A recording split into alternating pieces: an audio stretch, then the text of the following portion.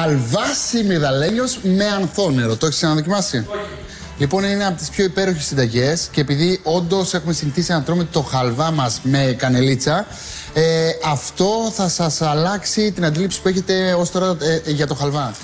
Και ήρθε η ώρα να δώσουμε πραγματική γεύση και άρωμα στο χαλβά μας. Πολύ απλά χρησιμοποιώντας ανθόνερο Amvix, το πρώτο φυσικό προϊόν που κυκλοφόρησε στο εμπόριο. Θα ξεβιδώσω την αντλία γιατί θέλω να ρίξω 40 γραμμάρια και θα προσθέσω μέσα κατευθείαν στη συνταγή μου. Δηλαδή, το καλό με τη συγκεκριμένη συσκευασία είναι ότι άμα θέλω απλά να ψεκάσω κάτι από πάνω, όπως είναι οι κουραμπιέδες, το κάνω κατευθείαν με την αντλία. Αλλά άμα θέλω να βάλω περισσότερη ποσότητα, που εδώ πέρα θέλω να βάλω περισσότερη ποσότητα γιατί έχω πολύ χαλβά, ξεβιδώνω την αντλία και βάζω 40 γραμμάρια. Εκεί πέρα που ψάχναμε πώς θα κάνουμε ιδιαίτερο το χαλβά μας, κοιτάξτε εδώ.